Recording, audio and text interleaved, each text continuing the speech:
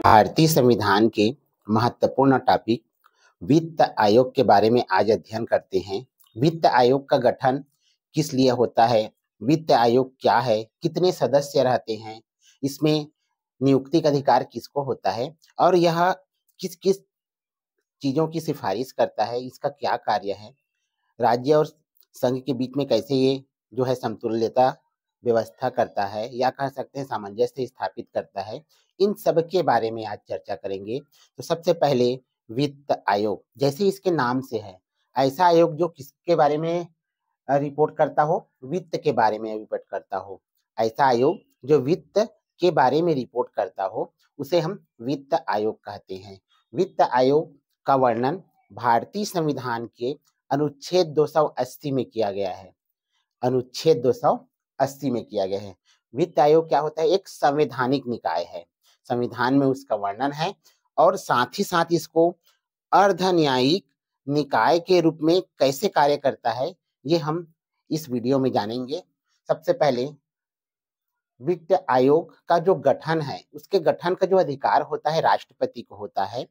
राष्ट्रपति जो है इसकी संरचना करता है। इसमें क्या होता है, एक अध्यक्ष होते हैं और 4 जो होते हैं वो सदस्य होते हैं। अब देखिए, राष्ट्रपति के द्वारा इनकी नियुक्ति की जाती है। इनका कार्यकाल कितना होगा ये राष्ट्रपति के आदेश के ऊपर रहता है। अनुच्छेद 280 के तहत संसद जो है आयोग के सदस्यों की योग्यता और चयन विधि का निर्धारण करता है। यानी चयन विधि के निर्धारित करने का अधिकार किसके पास है? संसद के पास है। और नियुक्ति कौन करेगा? राष्ट्रपति करेगा। अब इसकी अर्हता, सबसे पहले हम अध्यक्ष करते हैं। अध्यक्ष वो व्यक्ति बन सकता है जो सार्वजनिक मामलों का जानकार हो। 4 जो सदस्य होते हैं उनको विभिन्न श्रेणियों से लिया जाता है। जैसे एक सदस्य जो होगा वो उच्च न्यायालय के न्यायाधीश हो सकता है या फिर लगभग उसके समकक्ष कोई अन्य व्यक्ति जो इस महत्वपूर्ण पद के लायक हो वो हो सकता है। दूसरा जो व्यक्ति हो सकता है वो अर्थशास्त्र का ज्ञाता होना चाहिए क्योंकि वित्त आयोग है।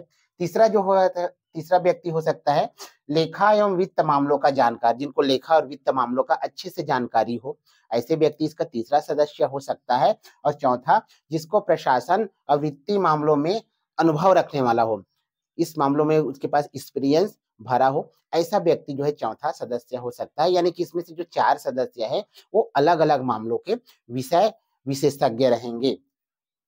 अब इनका कार्य क्या होता है? इनका मुख्य कार्य होता है वित्तीय मामलों में सिफारिश देना। वित्तीय मामलों का अध्ययन करके उसके बाद उनको सिफारिश देना। ये किसको सिफारिश देता है? क्योंकि नियुक्ति राष्ट्रपति के द्वारा किया जाता है, इसलिए यह जो है सिफारिश भी किसको देगा? वो राष्ट्रपति को ही सिफारिश करता है। ठीक है। अब किस किस चीज में सिफारिश करेगा? तो सबसे पहले संघ व राज्यों के बीच जो टैक्स आता है उसका बंटवारा किस प्रकार से किया जाए उसके बारे में ये जो है रिपोर्ट प्रस्तुत करता है। दूसरा, राज्यों पर आने वाले जो टैक्स है, मिलने वाला टैक्स है, उसको कैसे बांटा जाए इसके बारे में भी ये बताता है। यानी कि कह सकते हैं कि संघ व राज्यों के बीच प्राप्त करों का बंटवारा एवं राज्यों के बीच ऐसे आने वाले टैक्स का आवंटन। अनुच्छेद 275 में संचित निधि का वर्णन है और संचित निधि से राज्यों को अनुदान कितना देना है या आवंटन कितना करना है इसके बारे में भी ये सिफारिश राष्ट्रपति को करता है। अब कितना होना चाहिए या नहीं होना चाहिए, ये इसके बारे में सिफारिश जो है वो राष्ट्रपति को करता है। तीसरा, राज्य वित्त आयोग के द्वारा की गई सिफारिश के आधार पर पंचायतों व नगर पालिकाओं में संसाधनों की आपूर्ति हेतु राज्य संचित निधि में संवर्धन के लिए आवश्यक उपाय। यानी कि इसका कहना है कि जो राज्य सरकारें राज्य संचित निधि में सिफारिश करती है नगर पालिका के लिए, नगर पंचायत के लिए, तो उसके संचित निधि में बढ़ोतरी कैसा किया जाए, क्योंकि इन सब का कार्य क्या है? वित्त आयोग करता है। सिफारिश करने का कार्य वित्त आयोग करता है। तो वित्त आयोग राज्य में राजकोषीय संघवाद की संतुलन की भूमिका निभाता है। संघवाद यानी वित्त आयोग किसकी भूमिका निभाता है? राजकोषीय संघवाद के संतुलन की। राज्यों के बीच में, संघ, केंद्र और राज्यों के बीच में जो भुगतान है, टैक्स से संबंधी जो भुगतान है, एक दूसरे को सामंजस्य बनाने का काम राजकोषीय संतुलन करने का जो कार्य होता है वो वित्त आयोग के द्वारा किया जाता है। अब इन सब में जो है सिफारिश वो किसको भेजता है? राष्ट्रपति को भेजता है। साथ ही साथ उसमें क्या रहता है? वित्तीय आंकड़ों की पूरी जानकारी रहती है और इसका कैसे इसको प्राप्त किया जा सकता है, इस पर क्या कार्य किया जा सकता है, ये भी इसमें मतलब इसका आकलन जो होता है वो भी उसमें दर्शाया रहता है। उस पर जो रिपोर्ट होता है वह जो हो है संसद के दोनों सदनों में पेश होता है, दोनों सदनों में उस पर चर्चा होती है, दोनों सदन उसको देखते हैं। लेकिन चूंकि देखिए यह इनका रिपोर्ट है और उनको सिफारिश किया गया है, और वो सिफारिश कैसी होती है? सिफारिश इसकी जो होती है वो सलाहकार के रूप में होती है। अब इसमें थोड़ा सा सोचिए, क्योंकि यह जो वित्तीय संस्था है अर्ध निकाय के रूप में कार्य करता है, यानी कि अर्ध न्यायिक निकाय के रूप में कार्य करता है। सरकार जो होती है ना, इसके पूरे सिफारिशों को ज्यों का त्यों मानने के लिए वो बाध्य नहीं होती है। ठीक है, वो चाहे तो मान सकती है पूरे सिफारिश को, चाहे तो उसमें वो उसको नहीं मान सकती है, क्योंकि यह अर्ध न्यायिक निकाय के रूप में कार्य कर रहा है। वित्त आयोग जो सिफारिश करता है राष्ट्रपति को, वो किस प्रकृति का होता है? सलाहकारी प्रकृति का होता है। एक ट्रिक है जिसके माध्यम से हम अब तक जो है वित्त आयोग के जितने भी अध्यक्ष बने हुए हैं उनके याद कर सकते हैं। बहुत ही सुंदर ट्रिक है, बहुत ही आसानी से है, जिस ट्रिक का नाम है केसी नियोगी। फिर से केसी नियोगी और रंग विजय रेड्डी को एनके सिंह ने पनगड़िया भेजा। ट्रिक का क्या नाम है? केसी नियोगी और रंग विजय रेड्डी को एनके सिंह ने पनगड़िया भेजा। तो इस ट्रिक के माध्यम से हम वित्त आयोग के स्टार्टिंग से लेकर अभी वर्तमान तक के जो मुख्य अध्यक्ष है उसका नाम आसानी से याद कर सकते हैं। देखिए के और सी, यानी कि सी तीसरा अक्षर होता है अंग्रेजी का, तो 3 बार के आएगा, के सी नियोगी। अर्थात पहला के में क्या होगा? केसी नियोगी, जो वित्त आयोग के पहले अध्यक्ष हैं केसी नियोगी, जिनका कार्यकाल 1952 से 1957 रहा। दूसरा एक के में फिर आएगा के संथानम। के संथानम वित्त आयोग के दूसरे अध्यक्ष है, जिनका कार्यकाल 1957 से 1962 रहा। तीसरा के का मतलब रहता है के चंदा। यहाँ पर ए जो है साइलेंट है, ए के चंदा, जिसका कार्यकाल है 1962 से 1967 तक। तो पहले वित्त आयोग के पहले 3 अध्यक्ष का नाम जो है एक केसी में ही छिपा हुआ है।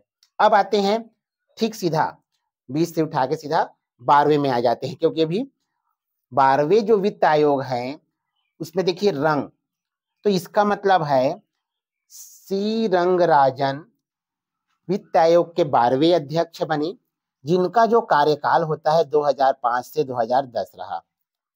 तीसरा विजय डॉक्टर विजय केलकर जो है 13वें वित्त आयोग के अध्यक्ष बने, जिसका कार्यकाल 2010 से 2015 रहा।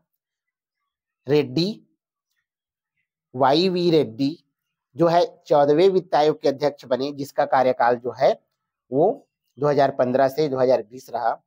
अब आते हैं एनके सिंह 15वें वित्त आयोग के अध्यक्ष बने, जिनका कार्यकाल जो अभी वर्तमान में चल रहा है 2020 से 2025 तक। अब एनके सिंह ने कहा भेजा? पनगड़िया। अभी वर्तमान में घोषित हुआ है कि अरविंद पनगड़िया 16वें वित्त आयोग के अध्यक्ष होंगे, जिनका कार्यकाल होगा 2025 से 2030 तक।